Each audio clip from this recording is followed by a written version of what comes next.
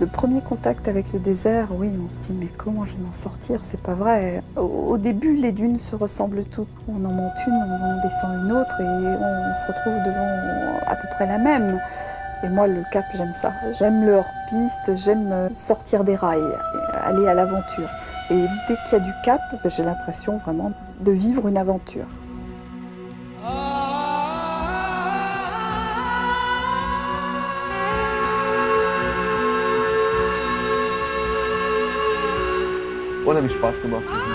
Le désert, ça c'est un vrai plaisir. Nous nous sommes dirigés à la boussole et vraiment ça a été un des moments forts du raid. Il n'y a pas de piste. On a tout ce paysage pour soi tout seul et on y fait sa propre trace. On apprend à s'orienter. En fait, les dunes sont toutes orientées de la même façon. On apprend à gérer l'ombre de la moto. C'est-à-dire que quand je prends mon cap, je regarde, je prends une visée au loin s'il y a quelque chose dans le relief que je peux prendre comme point de repère. S'il n'y a rien, à ce moment-là, je regarde comment le sable est orienté. Il y a des vaguelettes sur le sable. Et je regarde mon ombre, l'ombre de ma moto, et j'essaye de rester dans le même alignement. 9 fois sur 10, on est à peu près bon, quoi.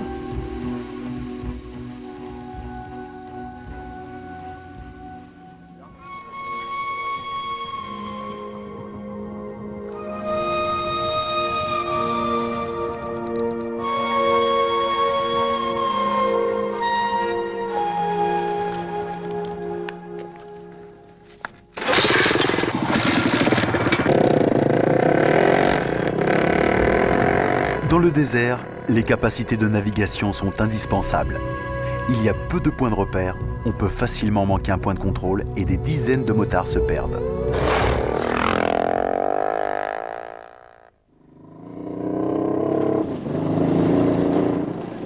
Avant de rejoindre le bivouac en plein désert, il reste une dernière barrière de haute dune à franchir.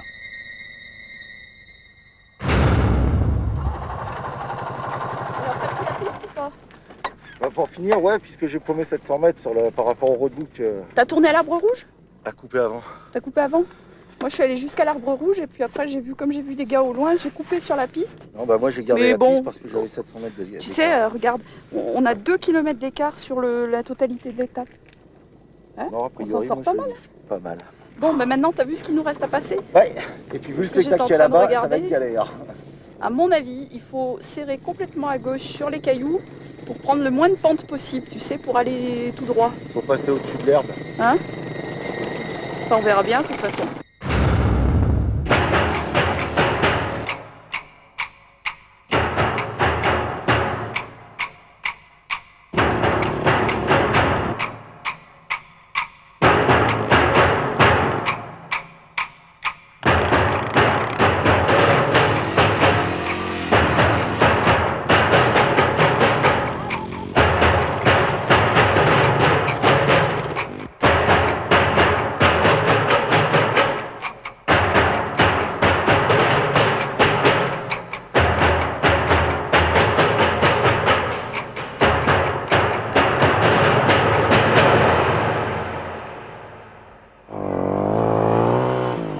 Le sable, il faut arriver à avoir une certaine vitesse pour essayer de sortir du sable. Le sable freine complètement la roue, bloque les trajectoires et à ce moment-là, on ressent le poids de la moto terriblement.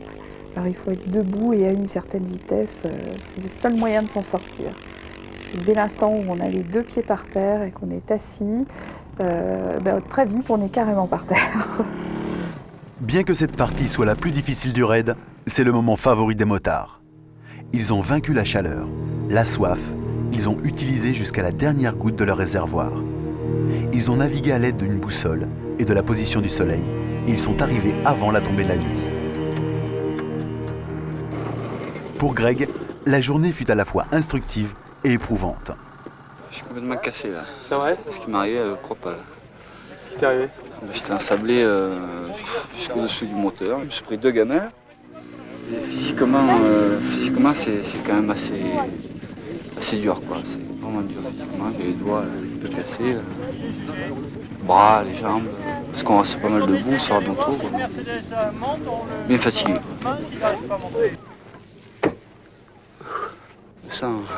Que ça. Écoute, moi je suis allé uniquement tout droit, j'ai fixé le dernier point que je pouvais voir à l'horizon, j'ai réglé ma boussole là-dessus, directement là-dessus, et hop, je suis allé tout droit. Mais tu sais, les autres sont derrière, là-bas derrière. Ils se sont complètement trompés de direction. Je voulais leur dire d'ailleurs, mais je les ai vus partir derrière un autre et ils se sont tellement trompés, c'est incroyable. Qu'est-ce que tu veux manger ce soir? Il y a du ravioli, il y a du confit de canard. Des petits paquets. Attends, il y a un bon cassoulet aussi. Ah non, alors le cassoulet. Ça va? Bien. Ah, génial. C'est bon, on va aller en boîte. Voilà, tout ça outil. C'est la première fois que je fais un raid et je crois que j'ai beaucoup de chance. Parce que, à part quelques crevaisons, quelques petites chutes, la seule casse que j'ai eue sur la moto, c'est un clignotant. Bon, un clignotant dans le désert, ça sert pas à grand chose, mais il me servait beaucoup pour accrocher mon sac à l'arrière. Les motards peuvent alors se détendre et se reposer de cette journée extrêmement difficile pour les hommes et pour les machines.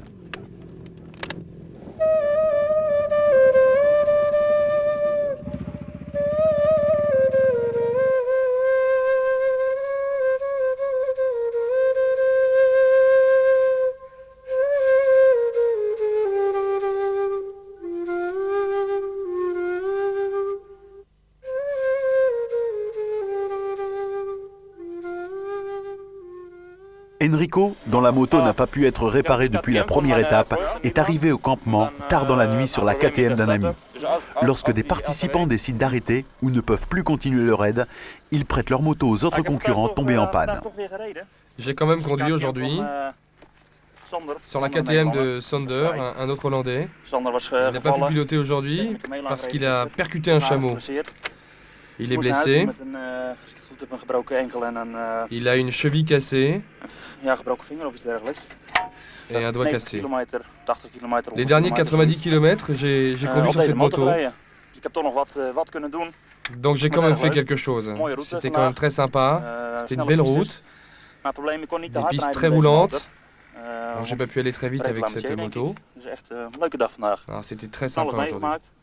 J'ai vécu plein de choses, même si j'ai pas pu rouler aussi vite que j'aurais voulu. Je voulais être rentré avant la nuit parce qu'il n'y a pas de lumière sur la moto. Alors je suis rentré en suivant une autre moto qui avait des phares. Voilà, je suis arrivé. Maintenant il faut voir comment ça se passe pour dormir. On m'a dit qu'il faisait un peu froid ce soir. Mon sac de couchage n'est pas encore arrivé puisqu'il est dans un 4x4. On verra bien. Enrico peut donc continuer le raid, mais il devra passer une partie de la nuit à réparer cette moto pour espérer reprendre la piste le lendemain.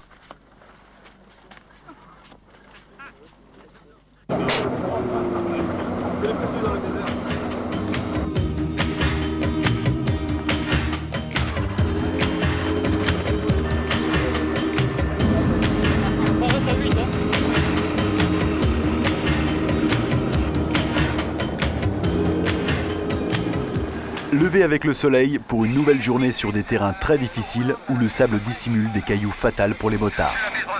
Les chutes sont nombreuses et parfois douloureuses. Je pensais rejoindre le dur, là, je me suis non, mais tu peux pas passer là-dedans. Comment tu veux passer là-dedans? Putain, j'ai mal. Les pierres et tout. C'est une horreur. Il faut que je bois un coup. Ah, maintenant, il faut te sortir de là et puis tu viens tout droit. Avec ton casque, pose-toi 2 minutes. Voilà, et mon sac, il est où? Le sac. Quel sac? Mon sac à dos. T'as plus de sac à dos?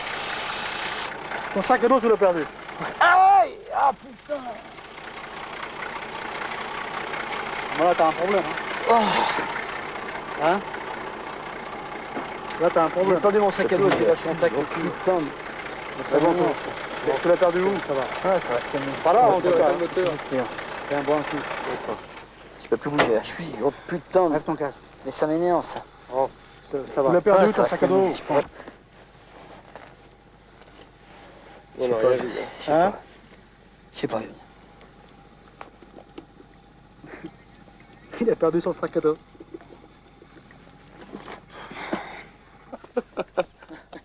Ah, c'est drôle. Ah, voyons. J'en peux plus. Ah, c'est trop. J'y arrivais tout nu. Il va arriver tout nu.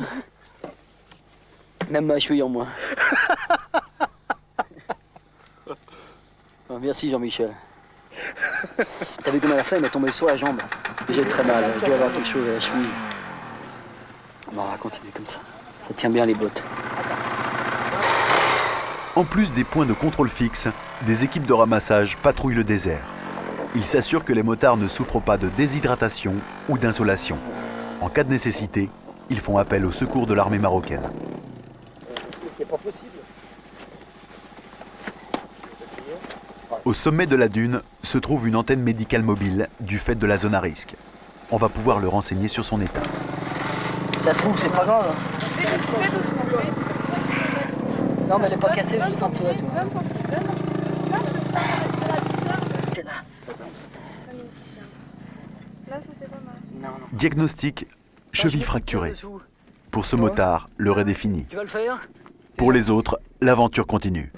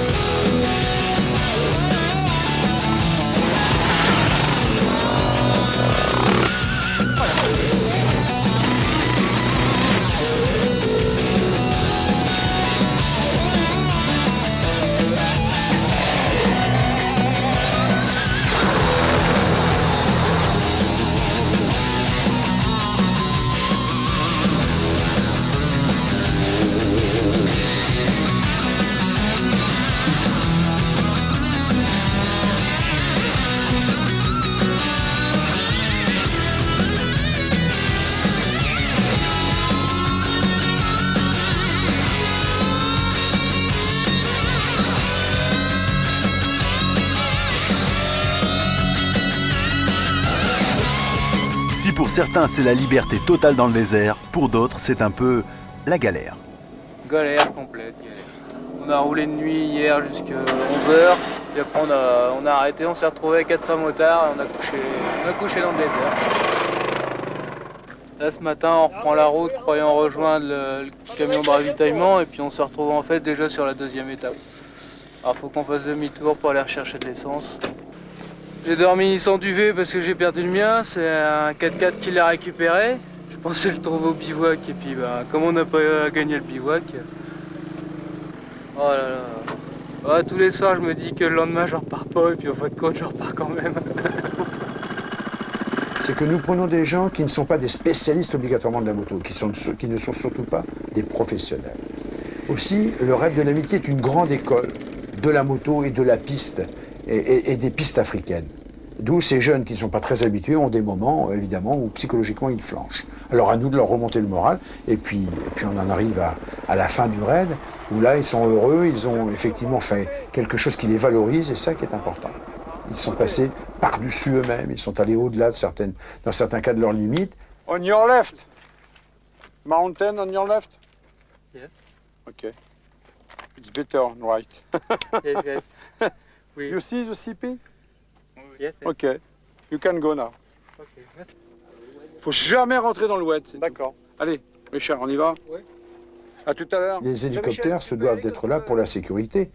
Et ça me permet, moi, d'être très mobile aussi, de suivre les événements et puis de gérer l'accident s'il a lieu. Les hélicoptères sont absolument indispensables, y compris la présence de l'avion de rapatriement qui, lui, était posé sur des terrains à côté des pistes, prêt à intervenir sur l'évacuation de l'hélicoptère. 4 km des villages.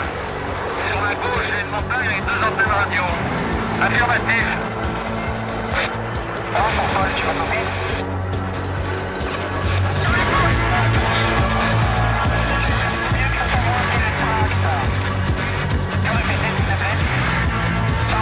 Tu es à combien de kilomètres du village?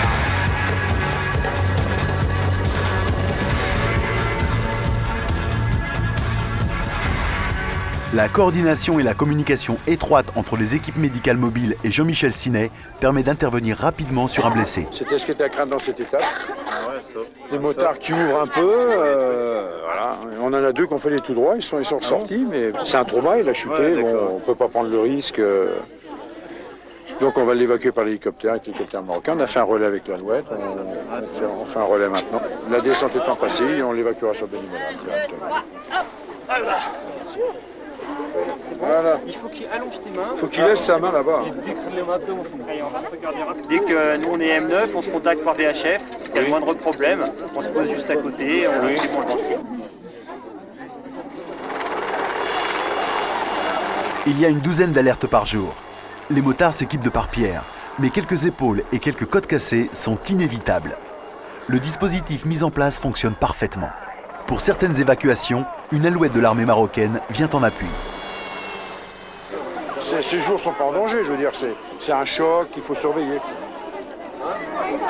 C'est une voiture qui nous a rattrapés, il nous a demandé de voir un blessé qui était à l'arrière d'une voiture parce qu'il était agité, il voulait sortir de la voiture. Et donc, on l'a examiné, on a essayé de voir ce qu'il avait exactement. C'est un motard qui a été victime d'une chute, qui avait un traumatisme crânien. Mais on a bien précisé que c'était pas très très grave pour pas les affoler non plus. Et pendant ce temps-là, donc j'ai appelé l'infirmière de la voiture pour le gérer sur le plan médical, pour mettre une perfusion, pour le conditionner pour le transfert. Ce raid s'appelle le raid de l'amitié parce qu'il règne entre les participants une atmosphère d'entraide et de solidarité.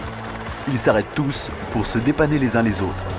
Aider ajoute un bonus sur le classement final. Et en survolant l'épreuve d'hélicoptère, j'ai pratiquement jamais vu de motard qui répare une crevaison seul. Il y a toujours quelqu'un qui s'arrête avec lui. Ou même un 4x4, puisqu'il y avait des 4x4 cette année. Alors ça, c'est l'entraide et c'est l'obligation. Puisqu'il n'y a pas d'assistance privée, le motard qui veut se dépanner est obligé de faire appel à la solidarité des autres. Et à un moment ou un autre, chacun est obligé de faire appel à la solidarité. Ça fonctionne très bien. Et c'est le but du raid. Et là-bas, il y a de l'essence. Non, mais si tu pouvais m'en donner un petit peu, pour moi, aller jusqu'au fort. Ah! Je n'ai plus rien. C'est possible? Ça fait 4 fois que je tombe en panne depuis ce matin. 4 fois que j'enlève mon jerrycan, que je prends 1 litre à un copain, un demi-litre ou 1 litre à un autre qui peut m'en donner. Et j'ai pas pu avoir d'essence ce matin, parce que le camion était parti. Alors il faut se démerder. Mais avec les motards, c'est super.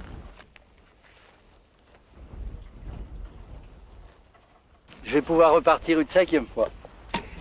Et voilà. D'autres concurrents ont moins le sourire. Pour Enrico, c'est l'accumulation. Entre la voiture balai et la moto des autres, il fait un raid complètement chaotique. La KTM de son ami a rendu l'âme, mais un autre concurrent qui a abandonné lui a prêté sa moto. Il pensait vraiment continuer. Pour la moto, là, c'est mal parti. J'espère encore repartir, mais je suis passé sur un gros caillou et la jante a tout pris. Et là, j'ose plus conduire. La chambre à air que j'ai est pleine de trous, j'ai plus de rustine pour la réparer. Puis j'ai pas d'autre chambre, de toute façon. Il faut la mettre sur le camion, balai, et essayer de la réparer. Si ça va pas, il faudra que j'attende 2 jours pour ma moto à Agadir. Et après, on continue. Pour aujourd'hui, c'est fini, quoi. C'est juste un caillou de trop.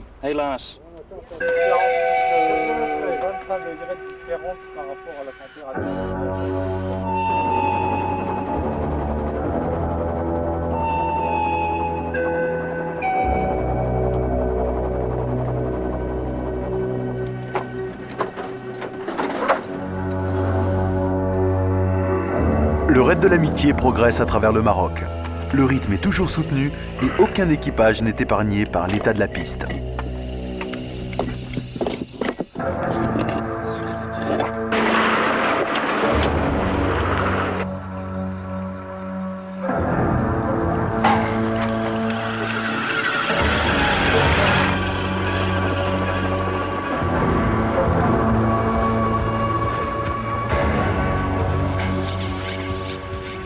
Ouais, tu disais, t'as que ça à faire. La boîte est cassée. Pas la boîte, le carter. Ah. Allez, on va repartir. En attendant Yves Chenard. On va pas tarder normalement.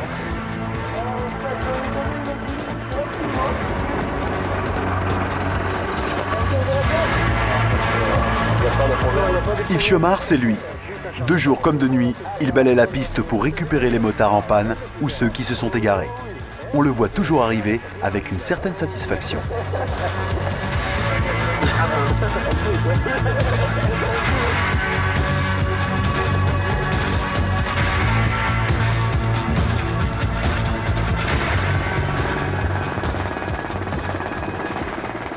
15 jours volontairement, nous avons raccourci pour des problèmes économiques. En France, on n'est pas sans savoir qu'il y a des problèmes au niveau de l'emploi. Alors, beaucoup de personnes avaient du souci pour quitter leur emploi pendant 3 semaines, et des jeunes en recherche d'emploi ou en rupture d'emploi, ça leur posait trop de problèmes. Nous avons donc choisi 15 jours.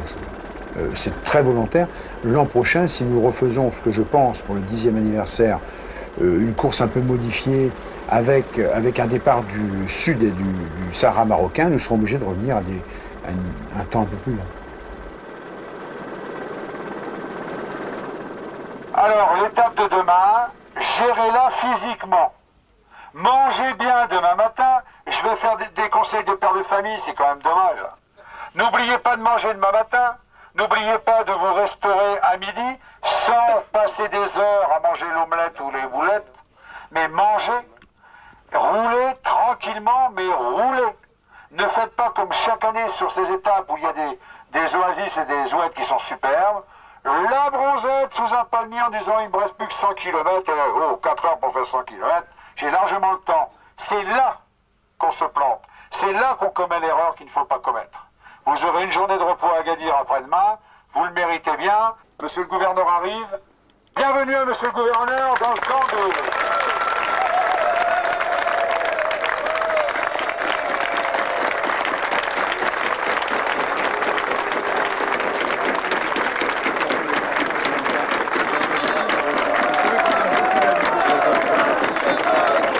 Chaque soir, le raid s'arrête dans de véritables villes de tentes, mises à la disposition des participants par chaque région traversée. Ce sont des endroits où l'on peut se restaurer et panser les hématomes.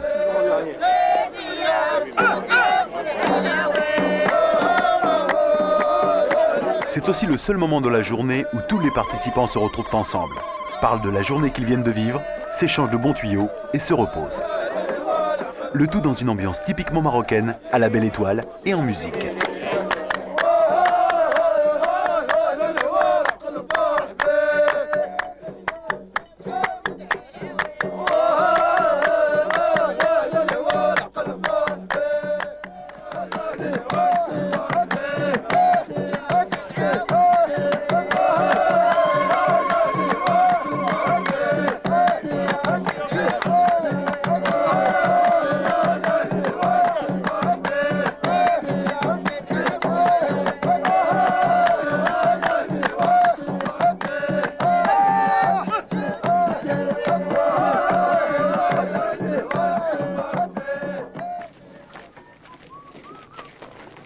Enrico ne supporte plus la voiture balai.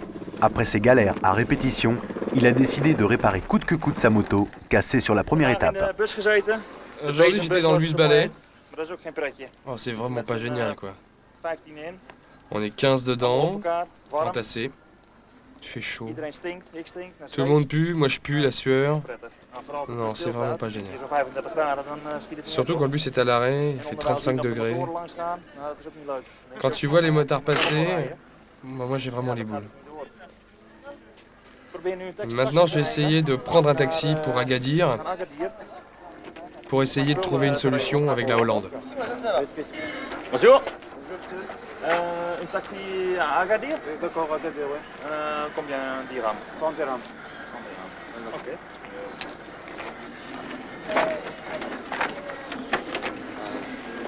À Agadir, Enrico espère pouvoir entrer en contact avec des amis en Hollande qui pourront lui expédier ou lui faire expédier les pièces nécessaires à la réparation du bloc moteur de sa moto. S'il y parvient, il pourra enfin vivre le raid comme il le souhaite, c'est-à-dire sur une moto.